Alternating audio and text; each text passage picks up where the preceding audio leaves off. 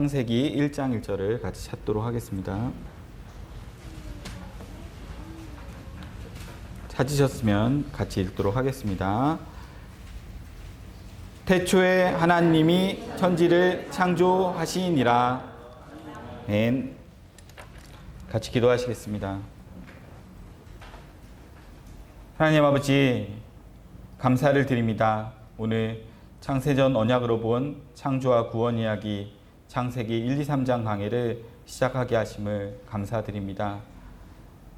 하나님 아버지, 정남 목사님을 통해서 이 창세 언약의 말씀을 주시고 또 우리가 그 말씀 안에서 죽었던 자가 살아나게 하여 주셨음을 감사드립니다. 오늘 이 말씀을 통하여 또 다른 죽은 자들이 그리스도의 은혜로 인하여 찾은 바 되는 그런 놀라운 시간이 될 수 있도록 은혜를 베풀어 주시옵소서. 하나님, 지금 많이 떨리고 심장이 너무너무 빨리 뜁니다. 하나님, 지금 심장을 나대지 않게 천천히 뛰게 하여 주시고 주님 준비하신 이 말씀을 가감없이 그대로 전할 수 있도록 은혜를 베풀어 주시옵소서. 감사하며 예수 그리스도의 이름으로 간절히 기도드렸습니다. 아멘. 진짜 떨리는데요. 네. 오늘은 창세전 언약으로 본 창조와 구원 이야기 창세기 1, 2, 3장 강해를 시작하도록 하겠습니다.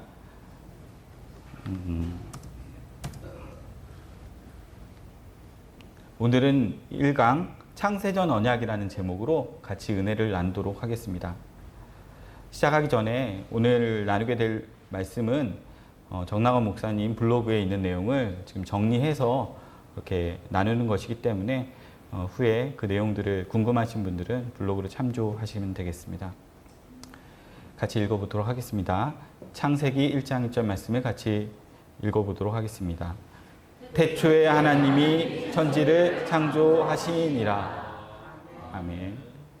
또 에베소서 1장 3에서 10절 말씀도 읽어보도록 하겠습니다. 찬송하리로다. 하나님 곧 우리 주 예수 그리스도의 아버지께서 그리스도 안에서 하늘에 속한 모든 신령한 복으로 우리에게 복 주시되 곧 창세 전에 그리스도 안에서 우리를 택하사 우리로 사랑 안에서 그 앞에 거룩하고 흠이 없게 하시려고 그 기쁘신 뜻대로 우리를 예정하사 예수 그리스도로 말미암아 자기의 아들들이 되게 하셨으니 이는 그의 사랑하시는 자 안에서 우리에게 거저 주시는 바 그의 은혜의 영광을 찬미하게 하려는 것이라. 그러니까 그리스도 안에서 그의 은혜의 풍성함을 따라 그의 피로 말미암아 구속 곧 죄사함을 받았으니 이는 그가 모든 지혜와 총명으로 우리에게 넘치게 하사 그 뜻의 비밀을 우리에게 알리셨으니 곧 그 기쁘심을 따라 그리스도 안에서 때가 찬 경륜을 위하여 예정하신 것이니 하늘에 있는 것이나 땅에 있는 것이 다 그리스도 안에서 통일되게 하려 하심이라. 아멘. 창세기를 강해하기 전에 이 창세기는 어디에서 기인된 것인가를 먼저 알아야 합니다. 하나님께서 만물을 창조하신 분명한 원인과 목적이 있기 때문입니다.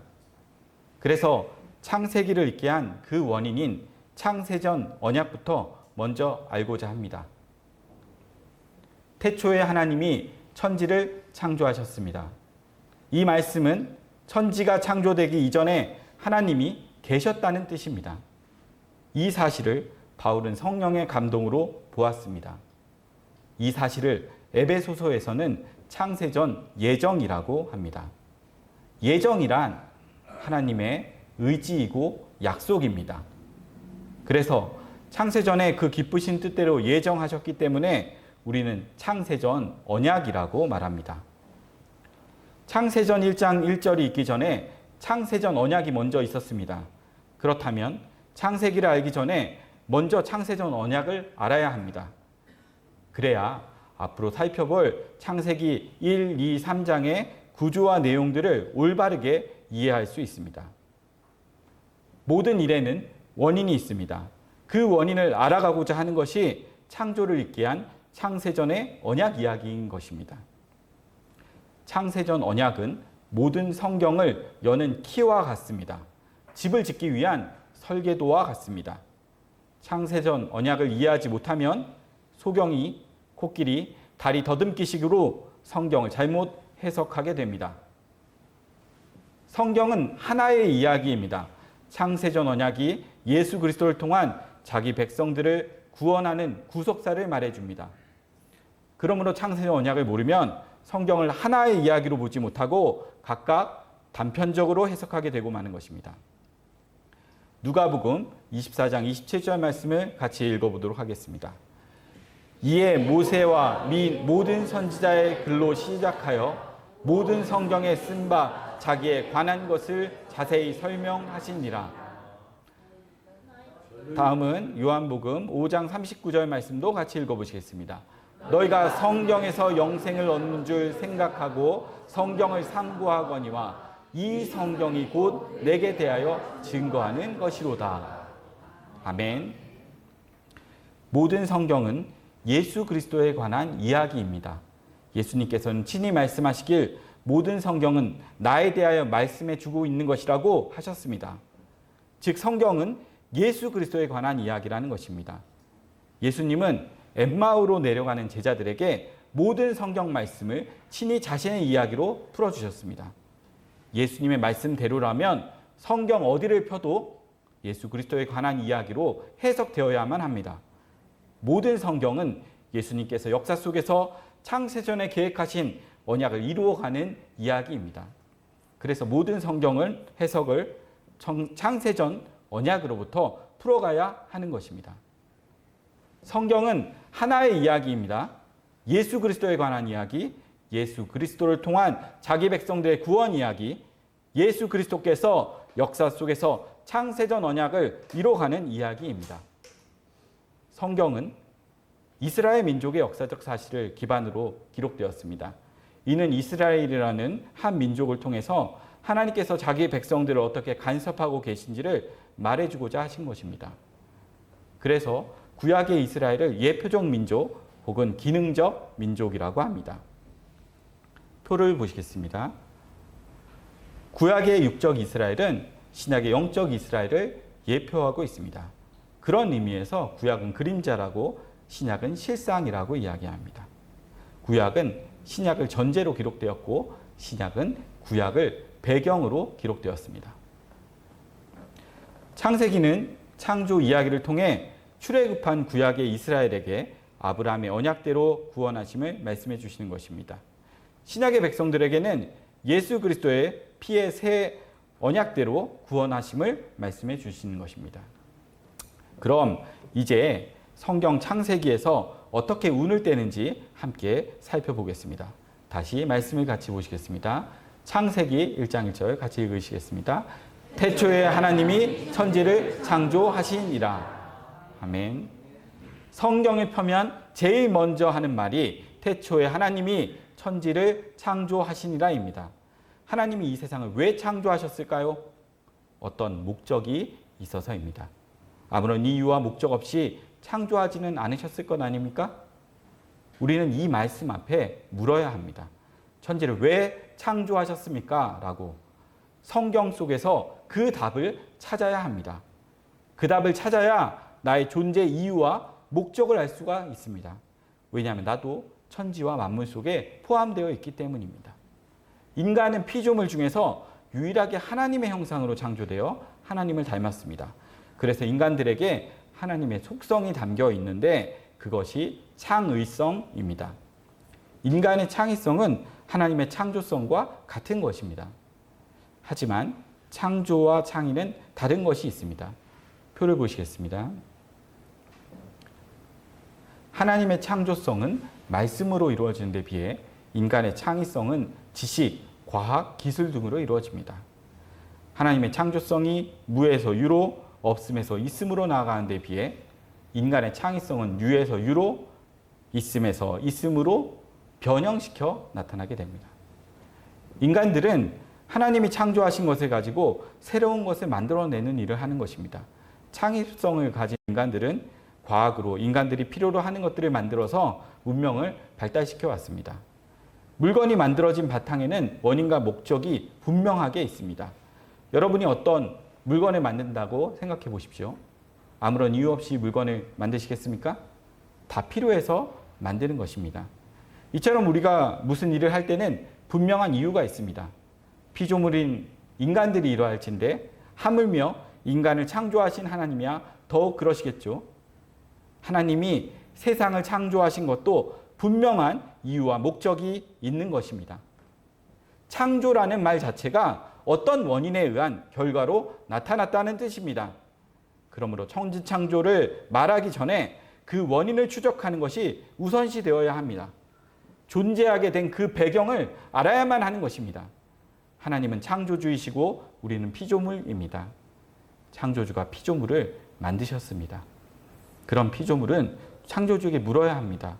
하나님, 나를 왜 만드셨나요? 나는 누구인가요? 나는 왜 세상에 존재하나요? 나는 어디에서 와서 무엇을 하다가 어디로 가는 것인가요? 내 존재의 이유와 목적을 내 존재로부터 출발하지 않고 창조주로부터 출발하여야 합니다. 그래야 내 존재의 이유와 목적을 올바르게 알 수 있습니다. 감사하게도 성경은 이러한 이유를 친절하게 아주 소상히 말해주고 있습니다. 성경은 우리의 근원과 존재의 목적을 알려주는 거울과 같습니다. 창조주 하나님은 피조물을 통해서 드러내십니다. 피조물이 없으면 창조주는 드러나지 않습니다. 하나님께서 만물을 창조하신 것은 하나님을 드러내고자 하신 것입니다. 창조주와 피조물은 서로를 드러내는 짝입니다. 마치 남자에게서 여자가 나왔듯이 창조주에게서 피조물이 나온 것입니다. 남자와 여자가 한 몸이 되어서 살아가야 하듯이 장차 하나님 나라에서 창조주와 피조물이 하나가 되어 살아가게 되는 것입니다. 이것이 성경의 완성 지점입니다. 피조물이 누구입니까? 하나님의 짝이면서 하나님의 영광이 되는 것입니다. 영광이란 거울이라는 뜻입니다. 피조물이 거울처럼 하나님을 드러내는 것을 영광이라고 합니다. 이렇게 피조물은 하나님의 영광을 위해 창조되었습니다. 하나님은 이사야 선지자를 통해 사람을 창조하신 목적을 분명히 밝히셨습니다.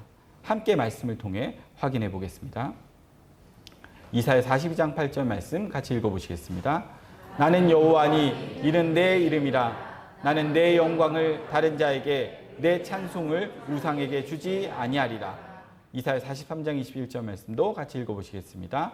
이 백성은 내가 나를 위하여 지었나니 나의 찬송을 부르게 하려 함이니라. 아멘. 사람의 창조 목적은 하나님의 영광을 위하여 창조되었고 하나님의 찬송을 부르게 하려고 창조되었습니다. 하나님은 스스로 존재하시는 분이십니다. 스스로 존재하는 분은 원래 이름이 필요가 없습니다. 이름은 피조물에게나 필요한 것이죠. 이름이란 창조주가 피조물에게 지어주는 것이나 부모가 자식에게 지어주는 것입니다. 그런데 이사야 선지자에게 계시하신 하나님은 여호와라는 이름을 가지고 계십니다. 그래서 나는 여호와니 이는 내 이름이다 라고 하십니다. 여호와라는 이름은 이름이 없는 하나님 나라에 계시던 하나님이 천지를 창조하시고 이름이 있는 피조세계, 역사에 오셨을 때 가지신 이름입니다. 왜 오셨을까요? 자기 백성 구원하는 일을 위해 오셨습니다. 창세전 언약을 성취하기 위해서 오셨습니다. 여호와 이름의 뜻은 구원하시는 하나님이라는 뜻입니다. 구원이란 어디에서 건져낸다라는 뜻으로, 즉 죄에서 건져낸다, 그릇된 것을 올바로 잡는다, 원래의 상태로 회복시킨다는 뜻이 있습니다. 이사야 선지자를 통한 말씀을 보면 구원과 창조가 동의어임을 알 수 있습니다. 구원과 창조가 어떻다고요? 동의어입니다. 같은 것이라는 뜻입니다. 이 백성은 나를 위하여 지었다는 말은 이 백성은 나를 위하여 구원하였다는 말입니다. 즉 바벨론의 포로로 잡혀있는 자기 백성 구원하는 것을 창조한 것과 동일한 의미로 사용하고 계신 것입니다. 왜 구원했느냐? 왜 창조했느냐? 여호와의 영광을 위하고 여호와를 찬송케 하기 위해서입니다. 이러한 목적으로 여호와 하나님께서 자기 백성들을 죄에서 건져내는 일을 하십니다. 구약에서 여호와라는 이름으로 일하셨고 이분이 신약에서는 예수라는 이름으로 일하시는 것입니다. 예수라는 이름의 뜻은 이 뜻이 어떻게 되죠? 자기 백성을 저희 죄에서 건져주실 자. 여호와 하나님이 역사 속에서 하시는 모든 일은 구원하는 일이고 창조하는 일인 것입니다. 창세전 하나님의 나라에 말씀이신 하나님이 계셨습니다. 그분이 구약에서는 여호와로 자기 백성을 구원하는 일을 하시고 신약에서는 예수 그리스도로 창세전 언약을 성취하려고 오십니다. 구원 속에는 두 가지가 있습니다. 자기 백성들은 죄에서 건져지는 구원을 얻지만 자기 백성들을 사로잡았던 죄의 세력들은 심판을 받게 됩니다. 그래서 여호와는 구원주이시면서 심판주가 되십니다. 이사야 43장 21절 말씀을 또한 같이 읽어보도록 하겠습니다. 이 백성은 내가 나를 위하여 지었나니 나의 찬송을 부르게 하려 함이니라. 아멘. 여호와 하나님은 하나님의 찬송을 부르게 하려고 자기 백성을 구원하십니다. 또 다른 말씀을 읽어보겠습니다. 이사야 42장 8절 말씀입니다. 나는 여호와니 이는 내 이름이라. 나는 내 영광을 다른 자에게 내 찬송을 우상에게 주지 아니하리라. 아멘. 이 말은 어떤 자들이 하나님께 돌아갈 찬송을 도적질하였고 영광을 가로채고 있다는 뜻입니다. 이것은 창조의 목적에서 이탈된 것으로 죄입니다. 하나님은 이런 자들을 심판하십니다. 그래서 하나님께서 자기 백성들을 죄에서 돌이키는 일을 하십니다. 원래 창조의 목적으로 돌아가게 하는 일을 하시는 것입니다. 우리의 원래 자리가 어디인가요? 하나님을 찬송하는 자리입니다. 하나님께 영광 돌리는 자리입니다. 성경에서 죄를 하마르티아라고 하는데 관역에서 벗어났다는 뜻입니다. 창조 본래의 목적에서 이탈된 것을 말합니다. 죄가 본래의 목적에서 이탈하게 합니다. 죄로 이탈된 자리는 자기를 찬송하고 자기 영광을 구하고 살아가는 자리입니다. 죄로 인하여 자신을 위해 살아가고 있는 것입니다.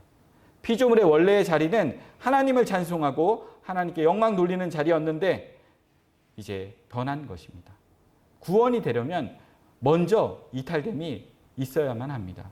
그래서 하나님이 여호와라는 이름으로 죄로 인하여 이탈된 자기 백성들을 본래의 자리로 돌이키는 일을 하십니다. 이것이 성경에서 말하는 구원입니다. 이 세상은 죄 아래 놓여 있습니다. 죄 아래 놓였다는 것은 창조 목적에서 이탈되어 있다는 뜻이죠. 인간들이 하나님을 찬송하지 않고 하나님의 영광을 위하여 살고 있지 않다는 뜻입니다. 이를 바로잡는 것이 구원입니다. 삶의 자리, 삶의 궤적, 삶의 목적을 나에게서부터 하나님에게로 방향을 돌이켜 바로 잡는 것입니다. 우리는 죄 아래서는 하나님을 모르고 살았습니다. 나의 찬송을 불렀고 나의 영광을 위하여 살았습니다. 무엇을 하든 나를 위한 것이었습니다. 그런데 하나님의 손에 찾아진 바 되었습니다. 구원이 이루어진 것입니다. 구원을 받고 나서야 내가 누구인지를 알게 된 것입니다. 나는 나를 위하여 존재하는 자가 아니라 하나님을 위하여 창조되었고 하나님을 위하여 존재하는 자임을 알게 되었습니다. 내 인생은 내 것이 아니라 하나님의 것이며 내 노래를 부르고 내 영광을 위하여 사는 자가 아니라 하나님의 찬송을 부르고 하나님의 영광을 위하여 살아가는 자입니다. 구원받은 성도들은 하나님을 찬송하는 인생을 살고 하나님께 영광 돌리는 삶을 살아가게 되는 것입니다. 창세전 언약이 그 은혜의 영광을 찬미하는 것입니다.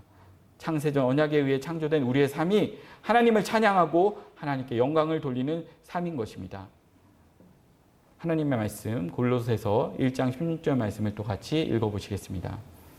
만물이 그에게 창조되되 하늘과 땅에서 보이는 것들과 보이지 않는 것들과 혹은 보좌들이나 주관들이나 정사들이나 권세들이나 만물이 다 그로 말미암고 그를 위하여 창조되었고. 아멘. 여기서 그란 예수님을 말합니다. 예수님이 여호와라는 이름을 가지신 하나님이십니다. 우리는 예수님을 위하여 창조된 것입니다. 그래서 성도들을 예수 그리스도의 것이라고 합니다. 우리가 예수님을 주라고 부르는 것은 예수님은 나의 주인이시라는 뜻입니다. 예수님이 우리 안에 보내신 성령으로 인하여 나는 내 것이 아니고 예수 그리스도의 것임을 알게 하고 나의 주인이 예수 그리스도라는 것을 알게 해주십니다. 예수 그리스도의 것임을 아는 것은 나의 실력이 아니라 예수님이 보내주신 성령의 도우심 때문입니다. 구원받기 전에는 내가 나의 주인이고 나를 위한 인생을 살았습니다. 구원받고 난 후에는 예수님이 나의 주인이고 예수님을 위한 인생을 살아가게 된 것입니다. 그래서 구원은 나의 인생이 예수님에게 차압당하는 것입니다. 구원을 받은 성도들은 자기 인생이 없습니다. 내 인생을 사는 것이 아니라 예수 그리스도의 인생으로 살아가기 때문입니다. 창세전 언약은 드라마의 시나리오와 같습니다.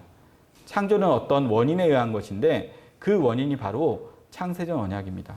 하나님께서 역사 속에서 펼쳐가는 창조의 드라마가 창세전 언약이라는 드라마입니다.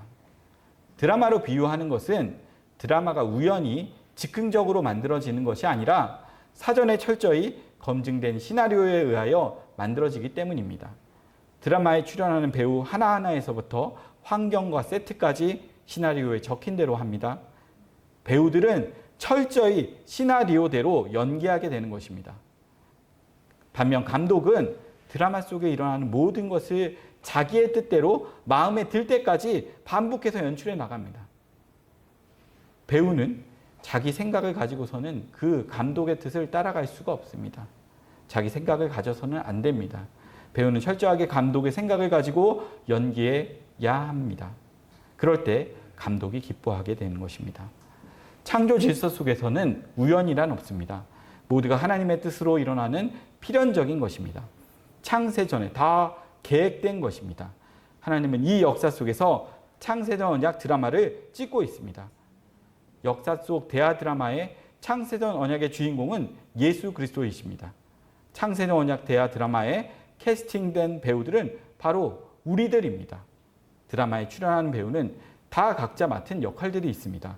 역할이 없는 배우는 단 한 사람도 없습니다. 지나가는 행인의 역할조차 드라마의 내용을 풀어가는 데 필요해서 출연시킨 것입니다. 드라마를 확대시키면 이 세상 역사가 됩니다. 이 세상도 모두 감독이신 하나님의 손에 의하여 다스림을 받습니다. 우리의 인생도 하나님의 간섭하심에 의해 다스림을 받는 것입니다. 하나님이 이 세상을 만드시고 다스리시기 때문에 신자이든 불신자이든 인간들이 살아가는 모든 것들 속에는 선택과 유기, 구원과 심판이라는 형태로 모두 하나님의 간섭이 작동하고 있는 것입니다. 죄가 뭐냐? 하나님의 간섭으로부터 벗어나 사는 것입니다. 이를 유기라고 합니다. 다른 말로 버려짐이라고 합니다. 엄밀히 말해서는 유기조차도 하나님의 간섭 안에서 일어나는 일들입니다. 다만 인간들이 모를 뿐입니다. 하나님의 간섭으로부터 벗어난 인간들은 각자의 드라마를 써가고 있습니다. 물론 그들의 드라마의 주인공은 자기 자신입니다. 자신을 중심으로 선악의 구도를 만들어 가기 시작합니다. 인간들은 선악의 법 아래서 태어났기 때문입니다. 인간은 자기 안에 새겨진 선악의 법으로 판단하고 인간들이 만든 드라마도 선악의 구조로 만들어지게 됩니다. 인간들의 선악 구도는 철저히 자기 중심적입니다. 선악은 이분법입니다. 그래서 인간들은 본능적으로 내 편과 네 편으로 나누는 일을 하게 되는 것입니다. 나를 지지하는 사람은 내 편으로 여기고 이들은 선하다고 생각하고, 나를 지지하지 않는 상대편은 네 편으로 여기고 악하다고 하고 배척하게 되는 것입니다. 선과 악은 항상 대립하게 됩니다. 그래서 인간들이 살아가는 곳에는 항상 내 편이냐 네 편이냐로 편가름의 일이 일어나게 되는 것이죠. 선과 악은 이질적이므로 본성적으로 서로를 배척하고 밀어내며 충돌합니다. 그래서 선악의 법으로 살아가는 인간들 세상에서는 항상 전쟁이 끊어지지 않는 것입니다. 이것이 이념과 사상으로도 나타나고 종교와 신앙으로도 나타나게 되는 것입니다. 성경 말씀을 같이 읽어보겠습니다. 로마서 9장 21절 말씀을 같이 읽어보겠습니다. 토기장이가 진흙 한 덩이로 하나는 귀 있을 그릇을 하나는 천이 있을 그릇을 만드는 권위 없느냐? 아멘. 세상에는 두 민족이 있습니다. 사도 바울은 하나님을 토기장이로 비유하였습니다. 토기장이는 용도에 따라 그릇을 만듭니다. 어떤 그릇은 귀 있을 그릇으로 만들고 어떤 그릇은 천이 있을 그릇으로 만듭니다. 만들어진 그릇에 다 필요한 것을 담습니다. 토기장이가 만든 물건은 토기장의 필요에 의하여 만들어진 것입니다. 그런 의미에서 모든 그릇이 다 귀한 것입니다. 토기장의 입장에서는 귀하고 천함이 없습니다. 이건 마치 하나님이 만물을 창조하시고 난 후에 보시기에 좋았더라 라고 하신 것과 같습니다. 만물을 하나님의 눈으로 볼 때는 다 귀한 것입니다. 하나님이 역사 속에 써내려가는 창세전 언약의 드라마는 예수 그리스도를 중심으로 선악 구도가 짜여 있습니다. 예수 그리스도에게 속한 자와 속하지 아니하는 자가 있습니다. 이걸 예수님은 너희와 저희라고 하셨습니다.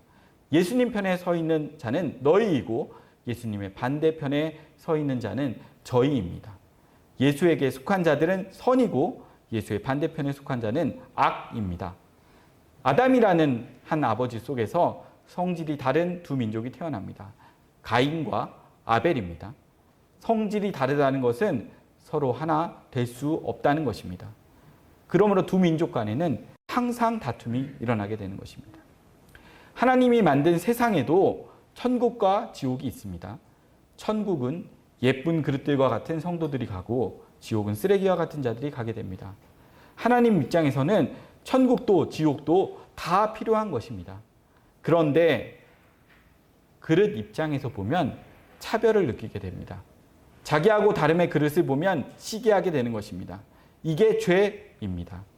바울이 토기장이 비유를 하는 것은 따지는 사람들이 있었기 때문입니다. 왜 나는 저들과 다르냐? 이렇게 항변하기 때문입니다. 그래서 바울은 토기장이 비유를 들어서 토기장이가 두 가지 그릇을 만들어 사용할 권리가 없냐며 일갈하고 있는 것입니다. 토기장이가 귀 있을 그릇과 천이 있을 그릇을 만들 권리가 있다고 하는 것입니다. 즉 하나님 마음대로 하실 권리가 있다는 것입니다. 피조물이 하나님의 주권을 따지고 도전하는 것은 죄가 됩니다. 그릇은 모든 인간들을 말합니다. 이를 모세와 바로를 들어서 이야기합니다. 표를 보시면 모세는 귀한 그릇입니다. 바로는 천한 그릇입니다. 모세는 하나님의 백성을 상징하고 바로는 마귀의 백성을 상징합니다. 하나님께서 모세에게 긍휼을 담아주셨고 바로에게는 진노를 담으셨습니다. 긍휼을 담은 모세는 하나님의 일에 토를 달지 않고 아멘으로 화답합니다. 반면 진노를 담은 바로는 하나님의 일에 토를 달고 아니요하며 반기를 들게 되는 것입니다. 하나님이 토기장이가 되셔서 두 그릇을 가지고 일하십니다. 이 세상에 존재하는 악인이나 선인 모두 하나님이 사용하는 그릇들입니다. 악인이나 선인이나 창세전 언약을 이루어가는데 필요한 자들인 것입니다. 하나님이 역사 속에서 펼쳐가는 창세전 언약의 드라마에는 마귀도 필요하고 무당도 필요하고 불신자도 필요하고 거짓 선지자도 필요합니다. 감독이신 하나님은 주인공과 악당을 필요 적절하게 사용하십니다. 어떤 사람은 선한 역할로 캐스팅이 되었고 어떤 사람은 악한 역할로 캐스팅이 되었습니다. 감독은 선한 자와 악당을 가지고 시나리오의 내용들을 드라마로 풀어가는 것입니다. 드라마를 확대하면 이 세상 역사가 됩니다. 드라마는 반드시 선악 구도로 전개가 된다고 했죠. 주인공이 있으면 조연도 있고 엑스트라도 있습니다. 주인공을 드러내는 데 있어서 반드시 악당도 필요하게 됩니다. 악당이 악당 노릇을 잘해주어야 드라마가 살아납니다. 악당은 주인공을 돋보이게 하는 역할을 합니다. 그래서 드라마를 찍는 감독들은 주인공에 걸맞은 비중으로 악당을 캐스팅하는 것입니다. 마귀가 마귀다워야지 마귀가 착하면 안 됩니다. 드라마의 주인공이 되고 싶으십니까? 아니면 엑스트라가 되고 싶나요? 우린 모두가 주인공이 되고 싶어 합니다. 그럼 묻습니다. 드라마 속의 주인공이 편하던가요? 숱한 고난과 역경을 겪어가던 거예요. 엄청난 아픔들을 겪어갑니다. 편안한 주인공은 없습니다. 수많은 고난을 당합니다. 욕도 많이 먹고 모함도 많이 받고 배신도 많이 당하고 죽을 고비도 숱하게 넘기게 됩니다. 그런데 그 끝이 어떤가요? 해피엔딩이죠. 주인공은 수없이 죽을 고비를 넘나들어도 끝까지 살아남아서 결국 웃게 되어 있습니다. 보이시죠? 중간에 주인공이 죽는 드라마는 없습니다. 주인공은 7.8기를 하며 마지막에는 웃게 되어 있습니다. 인간들이 만드는 드라마와 같이 하나님이 만드신 창세전 언약이라는 드라마도 동일합니다. 창세전 언약이라는 드라마의 주인공은 예수님입니다. 예수님을 대리하는 자들이 성도들입니다. 우리가 예수 그리스도에게 속한 주인공들입니다. 주인공이기 때문에 예수 믿고 사는 게 힘이 들고 어려운 것입니다. 바울은 현재의 고난은 장차 올 영광과 좋게 비교할 수 없다고 하였습니다. 주인공은 마지막에 웃게 되어 있으니까 힘들고 어렵더라도 끝까지 견디고 이겨내라는 것입니다. 언약이 먼저이고 창조가 나중입니다. 성경 속에 계시된 하나님은 언약의 하나님이십니다. 언약은 이 세상이 만들어지기 전에 있었습니다. 그래서 언약을 창세전 언약이라고 하는 것입니다. 하나님은 언약을 먼저 하시고 그 언약의 내용들은 나중에 이루어 가십니다. 이걸 우리의 구원으로 말하면 언약이 먼저이고 우리의 구원은 나중입니다. 우리는 언약에 종속되어 있는 것입니다. 언약이 없었으면 우리는 존재할 수 없습니다. 아브라함 언약을 통해 이것을 보여주셨습니다. 구약 이스라엘은 아브라함의 언약에 의하여 생겨난 민족입니다. 아브라함 언약이 먼저고 이스라엘 민족은 나중입니다. 하나님은 이스라엘을 아브라함 언약을 근거로 다스리셨습니다. 이 사실을 이스라엘 백성들은 출애굽한 후 광야를 통해서 배워가게 되었습니다. 이것을 우리식으로 표현하면 하나님은 영적 이스라엘을 창세전 언약을 근거로 다스리십니다. 우리는 이 사실을 구원받은 후 교회를 통해서 배워가는 것입니다. 아브라함 언약은 창세전 언약에서 나온 언약입니다. 창세전 언약이 먼저이고 원본이며 아브라함 언약이 나중이고 복사본인 것입니다. 바울은 에베소서를 통해 성령의 감동으로 알게 되어 만세로부터 감추어졌던 하나님의 비밀을 교회에 이야기해 주고 있습니다. 그 비밀이 무엇인고 하니 창세전에 하신 언약입니다. 그 언약을 에베소서를 통해 교회들에게 알려주시는 것입니다. 표를 보시면 에베소서의 내용은 성경 전체를 축약하고 있습니다. 1강은 창세전 언약을 말해줍니다. 2장은 성도의 구원을 말해주고 있습니다. 3장에서는 그렇게 구원받은 성도는 하나님이 만세부터 감추었던 비밀을 교회를 통해서 알게 됩니다. 4장에서는 구원받은 성도는 어떻게 살아가게 되는지를 말해주고 있습니다. 하나님의 말씀 에베소서 1장 3에서 4절을 같이 읽어보도록 하겠습니다. 찬송하리로다 하나님 곧 우리 주 예수 그리스도의 아버지께서 그리스도 안에서 하늘에 속한 모든 신령한 복으로 우리에게 복 주시되 곧 창세전에 그리스도 안에서 우리를 택하사 우리로 사랑 안에서 그 앞에 거룩하고 흠이 없게 하시려고. 아멘. 바울은 창세전 언약을 보았습니다. 너무도 황홀했습니다. 그래서 바울은 찬송하리로다 이렇게 먼저 찬송부터 하고 나서 말하기 시작합니다. 찬송의 내용이 뭔가 하니 하나님이 예수 그리스도 안에서 자기 백성들에게 하늘의 신령한 복을 주신다는 것입니다. 여기서 눈여겨보아야 할 대목이 있습니다. 하늘의 신령한 복입니다. 하늘의 신령한 복은 누구에게 필요한 것입니까? 하늘에 속한 자들에게 필요합니다. 그런데 하늘에 속한 자들이 지금 어디에 있습니까? 땅에 있습니다. 그래서 하나님이 그 아들 예수 그리스도를 이 세상에 보내서 자기 백성들에게 하늘의 신령한 복을 주어서 하늘로 데리고 오라고 하신 것입니다. 이것을 언제 계획하셨는가 하면 창세전입니다. 우리가 만들어지기 전, 이 세상이 만들어지기 전을 말합니다. 그래서 4절에 곧 창세전에 라고 하고 있는 것입니다. 그럼 창세전에 어떤 계획을 세우셨는지를 한번 살펴봅시다. 창세전에 예수 그리스도 안에서 하늘의 신령한 복을 주시고자 계획하셨습니다. 즉 예수 그리스도 안에서 거룩하고 흠이 없어지는 것이 계획이었습니다. 이렇게 예수 그리스도의 피로 죄사함 받은 자들을 하나님의 아들들이라고 합니다. 예수 그리스도의 피로 구속을 받아 하나님의 아들들이 된 자들은 그의 나라에서 그의 은혜의 영광을 세세토록 찬미하게 됩니다. 이것이 창세전 언약입니다. 다시 한번 창세전 언약을 구조를 보면, 첫째, 하나님의 백성들이 죄 아래 가두어져 있고, 둘째, 하나님이 그 아들을 이 세상에 보내서 자기 백성들의 죄값을 위해 죽임당하게 하십니다. 셋째, 예수님의 죽으심으로 죄사함을 받은 자들을 하나님의 아들로 인정해 주시고, 넷째, 그 하나님의 아들로 인정받은 자들은 그 은혜의 영광을 찬미하는 일을 하게 하신다는 것입니다. 이 모든 것은 그 기쁘신 대로 창세전에 예정하셨습니다.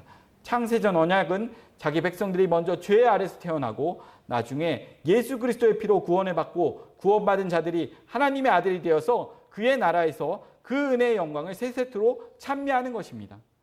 구원의 수순을 보면 타락에서 예수 그리스도에 의해 회복이 일어나게 됩니다. 죄는 우리가 짓고 그 죄값은 예수 그리스도가 갚으십니다. 그래서 구원받은 자는 그 은혜에 감사하고 찬송하게 되는 것입니다. 우리가 저질러 놓은 잘못들을 하나님의 희생으로 되돌리는 일을 하십니다. 그럼 우리는 무엇이 되죠? 우리는 가해자가 되고, 하나님은 무엇이 됩니까? 피해자가 되십니다. 피해자이신 하나님의 희생에 의해서 가해자가 혜택을 입게 되는 것입니다. 이러한 상태를 은혜라고 합니다. 그러므로 창세전 언약은 은혜의 언약인 것입니다. 하나님은 창세전 언약을 근거로 만물을 창조하셨습니다. 만물의 창조 자체가 은혜의 산물인 것입니다. 만물은 원래 없었습니다. 창세전 언약 때문에 존재하게 된 것입니다. 그래서 은혜입니다. 만물은 그 존재 자체만으로 하나님께 감사하고 찬송하여야 합니다. 그것이 만물의 합당한 본분입니다. 없던 자를 있게 하셨으니 감사해야 합니다. 이것은 마치 할 일이 없어서 빈둥거리고 놀던 사람을 드라마에 출연시켜 준 것과 같습니다. 놀던 사람을 드라마에 캐스팅한 것 자체가 은혜입니다. 악역을 맡았든 선한 역을 맡았든 간에 드라마에 출연한 것 자체가 영광이고 감사인 것입니다. 이 사실을 모르는 것이 죄입니다. 토기장인은 각양의 그릇을 만들어서 사용합니다. 밥그릇을 만들어서 밥을 담고, 국그릇을 만들어서는 국을 담고, 간장 그릇을 만들어서는 간장을 담습니다. 간장 그릇에 밥을 담지 않고 밥그릇에 간장을 담지 않습니다. 그럼 간장 그릇에 간장을 담는다고 해서 간장 그릇이 나는 왜 밥을 담지 않고 간장을 담느냐, 이렇게 따질 수는 없는 것입니다. 따진다는 것은 주인이 틀렸다는 것입니다. 주인은 틀렸고 자신은 옳다는 것입니다. 하나님은 토기장이라고 했습니다. 토기장이는 자기 필요에 의하여 토기를 만드십니다. 그러므로 토기에게는 그 필요에 따라 사용되어지는 것 자체가 영광이 되는 것입니다. 지음받은 물건이 지으신 분을 틀렸다고 하는 것은 악한 것입니다. 이게 죄입니다. 죄가 뭐냐? 자기 주의를 벗어난 것입니다. 자기 주제를 모르고 주인을 옳다, 그르다 판단하고 따지는 것입니다. 예수님은 천국에 들어가는 자들을 포도원 품꾼으로 비유하셨습니다. 천국은 장터에 놀고 있던 자들을 포도원으로 부르신 것과 같다고 합니다. 모두가 놀고 있었습니다. 그런데 포도원 주인이 부르십니다. 어떤 사람은 아침 일찍 부르고, 어떤 사람은 점심때 부르고, 어떤 사람은 저녁 늦게 부릅니다. 그리고는 각자에게 계약한 대로 삭슬 주십니다. 늦게 온 자로부터 해서 삭슬 주십니다. 여기 좀 에어컨 좀 올려주세요. 약속대로 모두 동일하게 주었습니다. 그런데 아침 일찍 온 자들이 주인에게 항의합니다. 아침 일찍 온 자와 저녁에 온 자에게 동일한 삭슬 준다는 것은 틀렸다는 것입니다. 그러자 주인이 자신은 계약대로 해주었는데 왜 따지냐라고 합니다. 계약대로 한 것이 무엇이 틀렸느냐라고 합니다. 주인에게 부당하다고 따지는 자는 무엇을 근거로 따지는 것입니까? 자신의 노동력을 근거로 따지는 것입니다. 아침 일찍 일한 자신의 노동력과 저녁에 온 사람의 노동력은 다르다라고 따지는 것입니다. 자기는 일을 많이 했고 저 사람은 일을 적게 했다는 것입니다. 그런데 왜 일당이 똑같으냐? 따지고 불평하며 주인의 처사가 틀렸다는 것입니다. 주인에게 따지는 자가 놓치고 있는 것이 무엇입니까? 부르심, 은혜성입니다. 놀던 자를 불러주었다는 주인의 은혜성입니다. 주인은 노동력을 위하여 부르지 않았습니다. 그것은 아침 일찍 온 자나 저녁에 늦게 온 자에게 동등하게 대하시는 것으로 보면 알 수가 있습니다. 만약에 노동력에 따라 삭을 준다고 한다면 아침 일찍 온 자에게는 많이 주고 저녁 늦게 온 자에게는 적게 주어야 합니다. 그러나 주인은 아침 일찍 온 자나 저녁 늦게 온 자에게 모두 동등하게 줍니다. 이것은 그들의 수고에 대한 삭시 아닌 것입니다. 노동력에 대한 값으로 주는 것이 아니라 놀고 있던 자들에게 은혜를 베푼 것입니다. 그런데 저녁에 온 자는 그 은혜를 알고 있는데 아침 일찍 온 자는 그 은혜를 모르고 있는 것입니다. 이게 악이고 죄입니다. 인간들이 불평하는 것이 이러한 것들 때문입니다. 저 사람은 잘 사는데 나는 왜 못 사느냐? 왜 저 사람하고 나는 다르냐? 누구는 물을 먹고 누구는 인삼을 먹느냐? 나는 열심히 살았는데 왜 이 모양이냐? 저놈은 빈둥거리고 노는데 왜 잘 사느냐입니다. 우리는 모든 것을 노동의 대가로 따집니다. 이러한 사고가 힘으로 자기의 뜻을 이루고자 하는 사회주의를 낳았습니다. 노동은 우리가 하는데 왜 사장이 돈을 다 갖느냐입니다. 그건 공평하지 못하다는 것입니다. 그러니 우리도 우리의 권리를 찾겠다고 데모하는 것입니다. 무력으로 자기들이 원하는 것을 얻어내겠다는 것입니다. 이것이 바로 일찍 포도원에 들어간 자들이 주인에게 따지는 것과 같은 것입니다. 이러한 사상이 바로 죄인의 사상이고 마귀적인 것입니다. 우리가 하나님에게 불평하는 것은 자기의 의 때문입니다. 잘난 것이 있다고 여기기 때문에 따지는 것입니다. 탕자 비유에서 큰아들처럼 아버지의 명을 어기지 않고 일을 하였기 때문에 아버지의 처사를 못마땅히 여기고 반기를 드는 것입니다. 예수님께서 지금 이 비유를 누구에게 하십니까? 하나님 말씀대로 잘 살았다고 하는 자들에게 하고 있습니다.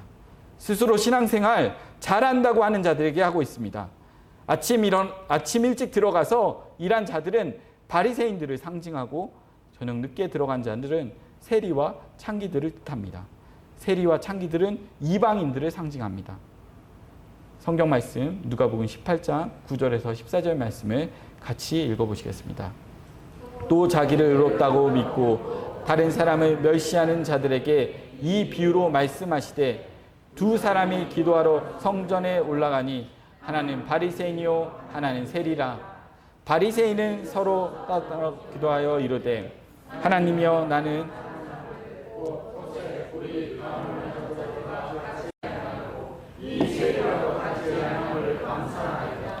나는 일에 2번씩 금식하고 또 소득의 11조를 드리나이다 하고 멀리 서서 감히 눈을 들어 하늘을 쳐다보지도 못하고 다만 가슴을 치며 이르되 하나님이여 불쌍히 여기소서 나는 죄인으로소이다 하였느니라. 내가 너희에게 이르노니 이에 저 바리새인이 아니고 이 사람이 의롭다 하심을 받고 그의 집으로 내려갔느니라. 무릇 자기를 높이는 자는 낮아지고 자기를 낮추는 자는 높아지리라 하시니라. 아멘. 이 비유는 자기를 의롭다고 하는 자들을 책망하는 비유입니다. 바리새인들을 보십시오. 당당합니다. 기도를 들어보십시오. 첫 마디가 하나님 나는 저 세리와 같지 않습니다 입니다. 그러면서 자기가 행한 일들을 열거합니다. 손을 들고 당당하게 자기 권리를 주장하고 있습니다. 그런데 세리와 창기들은 죄만 짓고 살았습니다. 감히 하나님 앞에 얼굴을 들 수가 없습니다. 나는 죄인입니다 라고 합니다. 바리새인은 자기의 의를 들고 나왔고 세리는 긍휼을 구하고 있습니다. 하나님은 바리새인의 기도는 듣지 않고 세리의 기도를 들으십니다. 왜 그렇습니까? 바리새인은 자기의 노동력으로 나왔고 세리는 불쌍히 여겨달라는 긍휼의 마음으로 나왔기 때문입니다. 바리새인들이 예수를 죽인 것은 단 하나입니다. 왜 자기들의 의, 노동력을 인정해 주지 않느냐입니다. 왜 열심히 일한 자기들을 인정해 주지 않느냐입니다. 예수님은 왜 아무런 일도 하지 않은 세리와 창기들과 놀고 있느냐입니다. 세리와 창기들과 자기들을 동등하게 취급을 하니까 싫은 것입니다. 뿔따구가 나는 겁니다. 그러니 예수는 틀렸고 자기는 옳다고 하여서 예수님을 십자가에 죽인 것입니다. 이건 이 시대 교회 안에서도 그대로 일어나고 있습니다. 예를 들어서 교회 오래된 분과 금방 등록한 분이 계십니다. 목사님이 금방 오신 분과 어울리고 있습니다. 그럼 오래된 분들은 서운함을 느끼고 이러저런 핑계로 각을 세우게 되죠. 급기야 파당을 짓고 교회를 어지럽히게 되는 것입니다. 이 모두가 자기 공로를 의지하고 있기 때문입니다. 나는 저들과 다르다고 하는 것입니다. 내가 이 교회를 위하여 투자한 것이 얼마인데, 내 수고가 얼마인데, 피와 땀과 돈을 바친 것이 얼마인데 금방 온 것들과 동급으로 취급하느냐입니다. 교회는 은혜로 세워져야 하는데 이들은 법으로 세우고 있는 것입니다. 인간의 의로 차별하여 우열과 서열을 정하고 있는 것입니다. 이건 부르심에 반하는 것입니다. 하나님의 은혜를 가리는 악한 것입니다. 예수님의 비유는 모두 하나님 나라에 관한 비유들입니다. 천국의 비유라는 것을 잊지 마십시오. 천국은 은혜의 나라입니다. 하나님께 감사하는 나라입니다. 그럼 포도원 품꾼 중에서 누가 더 감사할까요? 아침 일찍 온 자입니까? 저녁 늦게 온 자입니까? 저녁 늦게 온 자입니다. 왜 저녁 늦게 온 자가 더 감사할까요? 저녁 늦게 온 자는 받은 삭스를 노동력의 대가로 여기지 않습니다. 주인의 은혜로 여깁니다. 그래서 감사하게 되는 것입니다. 우리는 모두가 놀던 자였습니다. 우리는 없던 자들이었습니다. 그런데 하나님의 필요에 의하여 창조되었습니다. 그렇게 주인이 만드시고 부르시고 캐스팅해 주었습니다. 그럼 감사하여야 합니다.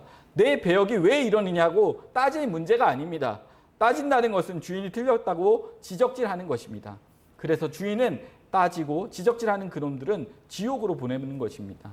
왜냐하면 감사를 모르기 때문입니다. 감사를 모르는 자는 큰 걸 주어도 감사치 않고 적은 걸 주어도 감사치 못합니다.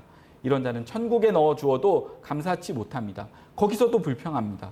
반면에 감사를 아는 자는 지옥에 넣어도 감사합니다.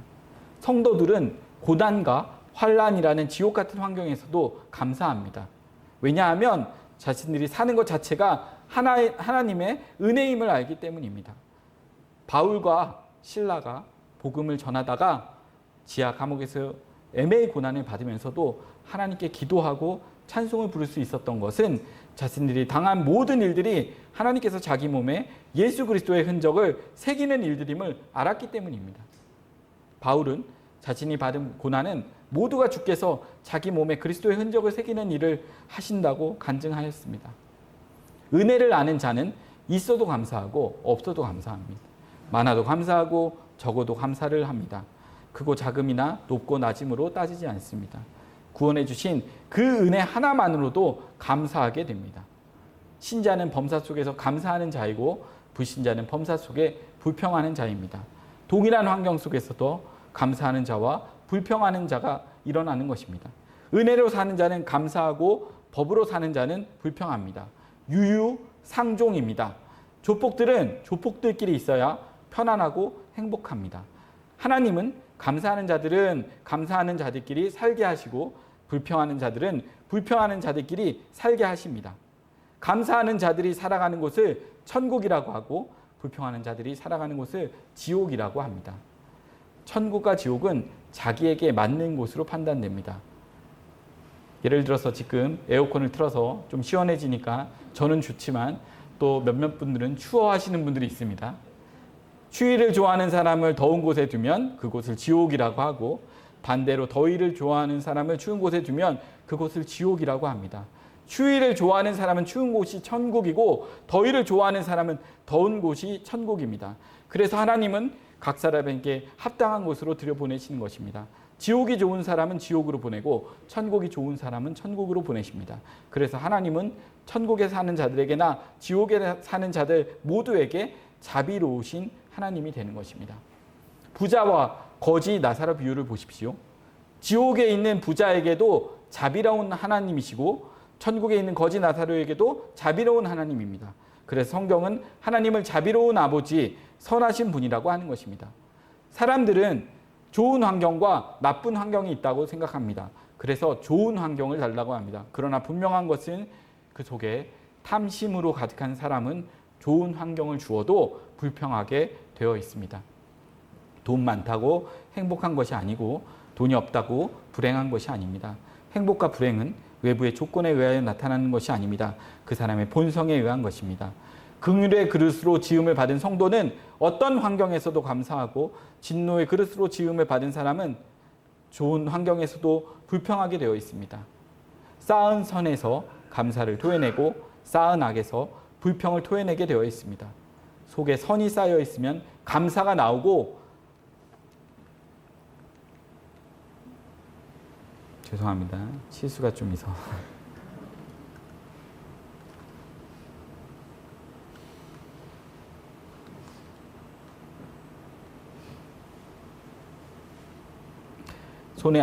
속에 악이 쌓여 있으면 불평이 나오게 되어 있습니다. 마귀에게 속한 자들이 할 수 없는 것이 감사이고 찬송입니다. 하나님에게 속한 자들이 할 수 없는 것이 불평이고 원망입니다. 이것은 온전을 말하는 것이 아니고 속성을 말하는 것입니다. 그 사람의 성향을 말하는 것입니다. 그래서 한 교회 안에서 동일한 말씀을 듣고서도 다르게 해석을 하고, 동일한 조건 속에서도 감사하는 사람과 불평하는 사람으로 나눠지게 되는 것입니다. 하나님이 하시는 모든 일은 믿음으로 받으면 버릴 것이 없고 오로지 감사할 것밖에 없다고 하는 것입니다. 성도들은 믿음으로 받기 때문에 모든 것이 합력하여 선을 이루고 있음을 알고 어떤 환경 속에서도 감사하게 되는 것입니다. 믿음으로 받으면 모든 것이 감사뿐입니다. 죄가 뭐냐? 하나님께 감사치 않는 것입니다. 하나님을 찬송치 않는 것입니다. 하나님께 영광을 돌리지 않는 것입니다. 이러한 상태를 죽음이라고 합니다. 하나님에 대하여 죽었다고 합니다. 하나님은 이렇게 죽은 세상에서 산 세상 만드는 일을 하십니다. 이것을 천지창조로 말해주고 있습니다. 성경 말씀 창세기 1에서 1장 1절에서 2절 말씀을 다시 읽어보시겠습니다. 태초에 하나님이 천지를 창조하시니라. 땅이 혼돈하고 공허하며 흑암이 깊음 위에 있고 하나님의 신은 수면에 운행하시니라. 아멘. 창세기 1장에서 천지가 창조된 세상의 모습은 흑암과 혼돈과 공허한 모습입니다. 이것은 타락을 말합니다. 죄로 인하여 죽어있는 상태를 말합니다. 처음 창조된 세상은 죽은 세상입니다. 하나님이 왜 죽은 세상을 만드셨을까요? 능력이 없어서인가요? 그것은 창세전 언약이 죽은 세상 속에서 예수 그리스도의 피로 구속받은 자들이 하나님의 아들들이 되어 은혜의 영광을 세세토록 찬양하는 것으로 되어 있기 때문입니다. 하나님이 역사 속에서 풀어가는 창세전 언약의 드라마의 첫 장면이 죽음입니다. 이것은 없음에서 있음으로 일하시는 창조주 하나님을 드러내기 위함입니다. 창세기 1장의 창조는 죽음에서 생명으로 나아가는 것으로 전개가 됩니다. 죽은 자들이 하나님의 희생으로 살아나는 것입니다. 그래서 천지창조의 첫 장면을 죽음이라는 바다 위에 하나님의 신이 수면 위에 운행하는 것으로 그리신 것입니다. 죽은 세상 속에 하나님의 신이 운행하시는 것은 그 속에 자기 백성들이 있기 때문입니다. 창세전에 어린 양의 생명책에 농명된 자들이 있기 때문입니다. 이들은 예수 그리스도의 피로 구원받아 영생 받기로 작정된 자들입니다. 수면 위에 운행하시던 하나님의 신이 역사 속에서 일을 하십니다. 무슨 일을 하는가 하면 자기 백성들을 구원하는 일입니다. 그래서 하나님은 그 아들을 성령으로 인택케 하여 예수라는 이름으로 이 세상에 보내신 것입니다. 예수님은 이 세상에 오셔서 자기 백성들을 찾으십니다. 이것을 목자가 잃은 양을 찾는 비유로 말씀해 주셨습니다. 잃은 양은 원래 주인의 것이었는데 잠시 동안 잃어버려진 상태로 있는 것입니다. 그래서 주인이 자기 양을 찾으러 오신 것입니다. 자기 양은 주인의 음성을 압니다. 그래서 예수님은 내 양은 내 음성을 듣는다고 하셨습니다. 목자가 양 앞에서 각각 자기 양들의 이름을 부르면 자기 양들은 목자의 음성을 아는 거로 따라갑니다. 이렇게 목자의 음성을 알고 따르는 자들을 일컬어 이는 육정으로나 혈통으로나 사람의 뜻으로 나지 않고 오직 하나님께로서 난 자들이라고 하십니다. 예수는 아무나 믿어지는 것이 아닙니다. 창세전의 어린 양의 생명책에 농명된 자들만 믿습니다. 누가 창세전의 어린 양의 생명책에 농명된 자들입니까? 이는 예수를 주와 그리스도로 믿는 사람들입니다. 그래서 성령이 아니고서는 그 누구라도 예수를 주라 시인할 수가 없다고 하는 것입니다. 구원은 철저히 하나님 홀로 하시는 은혜 덩어리입니다. 창세전 언약도 일방적으로 하나님이 세우셨고 그 언약을 우리 가운데 심어주신 분도 하나님이시고 우리를 이 세상으로 보내신 분도 하나님이시고 때가 되어서 우리에게 찾아오신 분도 하나님이십니다. 우리 안에서 예수가 주와 그리스도이심을 믿어지게 하시는 것도 하나님이시고 우리가 이렇게 신앙생활하는 것도 모두 그 하나님의 은혜 때문입니다. 물론 장차 그 나라로 인도하시는 분도 하나님이십니다. 구원은 하나님 홀로 100%다 이루어 가시는 것이며 인간은 구원에 관하여 단 0.0001%도 개입할 수 없기에 은혜라고 합니다. 다시 말합니다. 예수는 아무나 믿는 것이 아닙니다. 내가 믿고 싶다고 해서 믿어지는 것이 아닙니다. 내가 믿기 싫다고 안 믿어지는 것도 아닙니다. 그리고 예수님은 내가 믿기 싫으니 가라고 해서 떠나가시는 분도 아닙니다. 라오디게아 교회를 보십시오. 교인들이 다 예수님을 문 밖으로 쫓아냈지만 우리 예수님은 떠나가시지 않고 계속해서 문을 두드리고 계십니다. 자존심도 없이 우리가 예수를 떠날 수 있어도 예수님은 절대로 우리를 떠나지 않으십니다.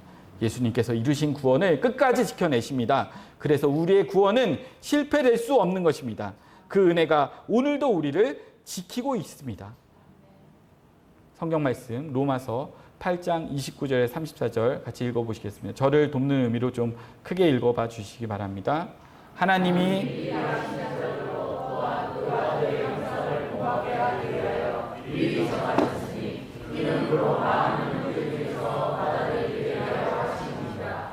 또 미리 정하신 그들을 또한 부르시고 부르신 그들을 또한 의롭다 하시고 의롭다 하신 그들을 또한 영화롭게 하셨느니라. 그런즉 이 일에 대하여 우리가 무슨 말 하리요? 만일 하나님이 우리를 위하시면 누가 우리를 대적하리요?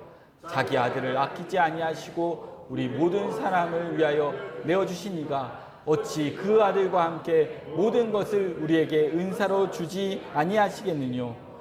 누가 능히 하나님의 택하신 자를 송사하리요? 의롭다 하신 이는 하나님이시니 누가 정죄하리요? 죽으실 뿐 아니라 다시 살아나신 이는 그리스도 예수시니 그는 하나님 우편에 계신 자요 우리를 위하여 간구하시는 자시니라. 아멘. 하나님이 미리 아신 자들을 부르신다고 합니다. 그리고 부르신 그들을 의롭다고 하십니다. 의롭다 하신 그들을 영화롭게 하십니다. 이걸 표로 보면 미리 하심은 창세 전이고 부르심은 역사 세계이며 의롭다 하심은 현재이고 영화롭게 하심은 장차입니다. 아멘. 창세전에 예정된 자를 부르시고 예수가 믿어지게 하셨습니다. 그리고 지금 이 순간까지 믿음으로 살아가도록 간섭해 가시고 있습니다. 이는 마귀의 시험이 늘 있기 때문입니다. 하지만 그 시험에서 반드시 이기게 하여서 천국으로 데리고 가십니다. 예수님은 만유를 지으신 가장 크신 분이므로 누구든지 그 손에서 자기 백성들을 빼앗을 수 없다고 하셨습니다. 하나님은 일을 행하시고 그 일을 성취하시는 여호와이십니다. 그래서 바울은 그 어떤 것으로도 성도의 구원은 결코 끊어지지 않는다고 말하는 것입니다. 우리의 구원은 우연히 일어난 것이 아닙니다. 창세 전부터 치밀한 계획 속에서 주어진 것입니다. 그리고 한치의 오차도 없이 이루어지십니다. 천부께서 심은 것은 하나라도 떨어지지 않습니다. 그러나 천부께서 심지 않은 것들은 다 뽑혀지게 됩니다. 왜냐하면 하나님은 언약대로 일하시기 때문입니다. 아브라함의 언약을 보십시오. 갈대아 우르에 있는 아브라함을 찾아가서 부르십니다. 그리고 복의 조상으로 삼아주겠다고 약속하십니다. 이는 아브라함의 후손을 복의 민족으로 삼겠다는 뜻입니다. 아브라함 언약은 창세전 언약을 모티브로 해서 만들어진 것입니다. 창세전 언약을 보면 예수 그리스도 안에서 나온 자들을 하나님의 아들들로 삼는다고 하셨습니다. 그래서 예수 그리스도를 믿는 성도들은 천국에 가게 되는 것입니다. 아브라함에게 하신 언약이 바로 그 내용입니다. 그래서 하나님은 가나안 땅에서 아브라함과 언약을 세우십니다. 네 후손이 이방에 객이 되었다가 4대 만에 돌아오게 될 것이라고 합니다. 가나안 땅은 하늘나라를 상징하고 있습니다. 아브라함이 갈대아 우르에서 하나님의 말씀에 이끌려서 가나안 땅으로 들어옵니다. 그러자 하나님이 아브라함의 눈을 들어 하늘로 향하게 하시곤 하늘에 있는 한 성을 보여주십니다. 그리고 나서 아브라함에게 하늘에 있는 그 성에 너와 네 후손이 가게 될 것이라고 말씀하십니다. 그래서 아브라함은 가나안 땅에서 이삭과 야곱과 더불어 장막 생활을 하면서 하늘에 있는 본향을 사모하며 살았습니다. 가나안 땅은 보이지 않는 하늘나라를 상징하고 있습니다. 그 땅에서 언약을 맺습니다. 이것은 하늘나라에서 맺은 창세전 언약과 같은 것입니다. 창세전에 아버지와 아들 간의 언약을 맺습니다. 죄 아래에 있는 자들을 그 아들이 가서 구원해서 하나님 나라로 데리고 온다는 약속입니다. 그래서 예수님이 이 세상으로 오신 것입니다. 이와 같이 아브라함의 후손들도 이방 나라로 내려가서 400년 동안 종살이를 하다가 언약의 땅으로 돌아오게 되어 있는 것입니다. 이 언약에 따라 아브라함의 후손들이 애굽으로 내려갑니다. 그리고 종살이를 하게 됩니다. 때가 참에 하나님께서 아브라함과 이삭과 야곱에게 하신 언약을 기억하사 모세를 보내어 그들을 출애굽시키신 것입니다. 하나님은 출애굽하는 자들에게 언약의 표징으로 어린 양의 피를 바르십니다. 그 피로 말미암아 죽음으로부터 살아남습니다. 어린 양의 피로 죽음에서 살아나 출애굽하는 자들은 아브라함의 후손입니다. 아브라함의 후손들은 아브라함 언약에 따라서 구원을 받게 되는 것입니다. 그런데 하나님은 그들에게 굳이 어린 양의 피를 바름으로써 인간의 혈통을 끊어버리시고 어린 양 안에서 새롭게 태어나는 방식으로 구원하십니다. 출애굽 때 아브라함의 후손을 살리기 위하여 희생당한 그 어린 양이 신약으로 오면 예수 그리스도로 나타나게 됩니다. 이렇게 되면 아브라함 언약 안에 있던 자들도 창세전 언약인 예수 그리스도의 피로 구원받게 되는 것입니다. 이것을 히브리서에서는 예수님께서 이 세상에 오신 것은 일평생 죽음의 종로를 타던 자들을 놓아주려고 오셨다고 합니다. 하나님의 말씀 히브리서 2장 14절에서 16절 같이 읽어보도록 하겠습니다. 자녀들은 혈육에 함께 속하였음에 그도 또한 한 모양으로 혈육에 함께 속하심은 사망으로 말미암아 사망의 세력을 잡은 자 곧 마귀를 없이 하시며 또 죽기를 무서워함으로 일평생에 매우 종노릇하는 모든 자들을 놓아주려 하심이니 이는 실로 천사들을 붙들어 주려 하심이 아니요 오직 아브라함의 자손을 붙들어 주려 하심이라. 아멘. 모두를 놓아주는 것이 아니고 아브라함의 후손만 놓아주신다고 하셨습니다. 결국 창세전 언약대로 예수 그리스도의 언약 안에 있는 자들만 죄와 사망으로부터 해방되는 것입니다. 아브라함 언약과 창세전 언약을 잠시 정리해서 확인해 보겠습니다. 아브라함의 언약은 가나안 땅에서 아브라함과 언약을 맺으시고 창세전 언약은 창세전에 예수 그리스도와 언약을 맺으십니다. 아브라함 언약에서는 언약대로 모세를 보내어 구원하시고 창세전 언약에서는 언약대로 그 아들을 보내어 구원하십니다. 아브라함 언약은 애굽에서 광야로 빼내셨는데 창세전 언약은 세상에서 교회로 빼내시고 아브라함 언약에서는 어린 양의 피를 바름으로 새롭게 태어났는데 창세전 언약에서는 예수 그리스도의 피로 새로운 피조물로 태어나게 하십니다.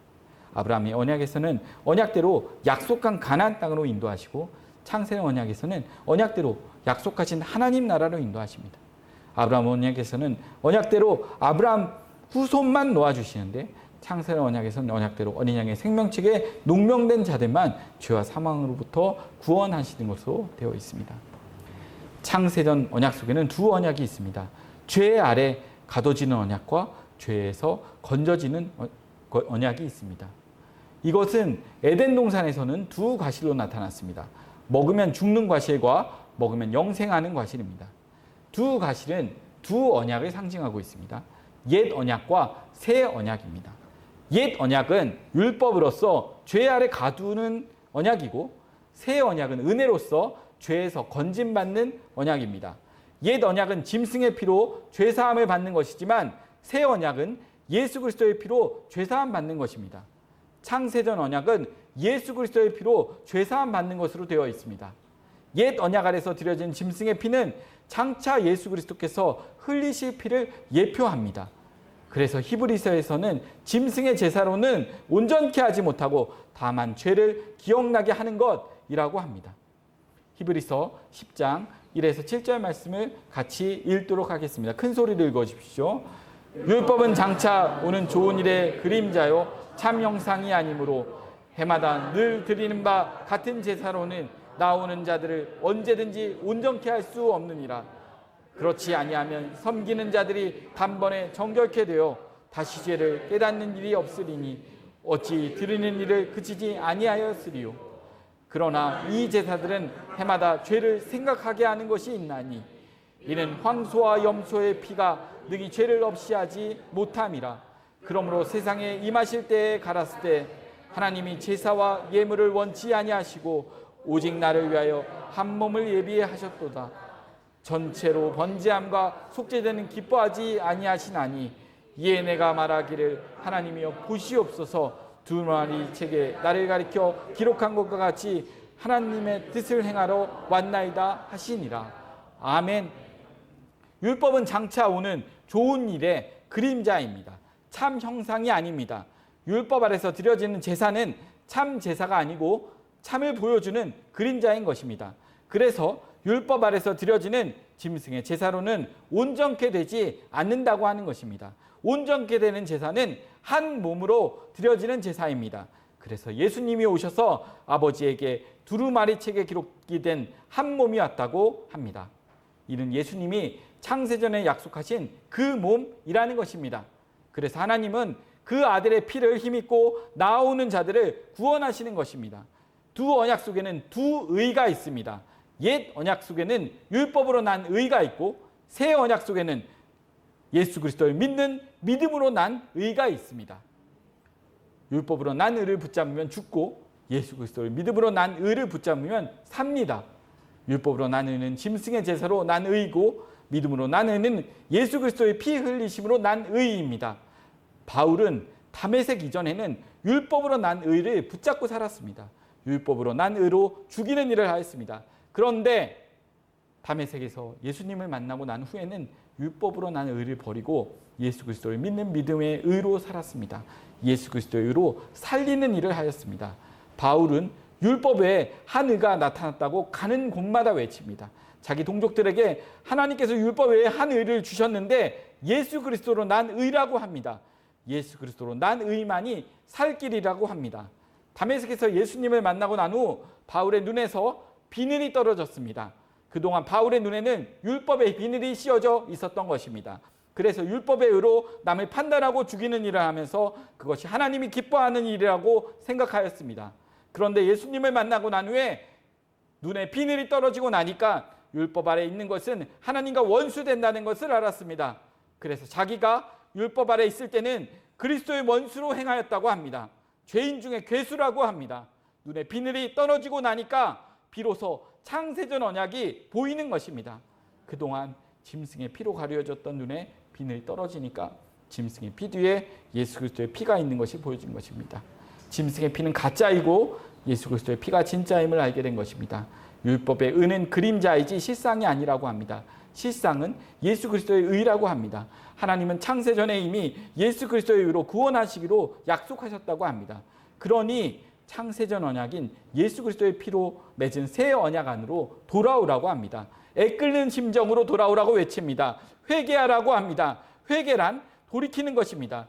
율법의 의를 버리고 예수 그리스도의 의를 붙잡는 것입니다. 그럼 율법이 죄냐? 그렇지 않습니다. 율법은 예수 그리스도에게 인도하는 길잡이입니다. 율법으로 죄를 깨닫게 하여 예수 그리스도를 붙잡게 하십니다. 하나님은 창세전에 예수 그리스도를 믿음으로 구원하기로 작정하셨습니다. 누가 예수 그리스도를 믿느냐? 자기가 죄인임을 아는 자가 믿습니다. 그래서 하나님은 언약의 후손들에게 율법을 주어서 자신 죄인임을 알게 하는 일을 먼저 하셨습니다. 그것이 율법입니다. 성경 말씀 하나 더 찾아보겠습니다. 갈라디아서 4장 1에서 7절 말씀. 이제 얼마 안 남았습니다. 다들 힘을 내시기 바랍니다.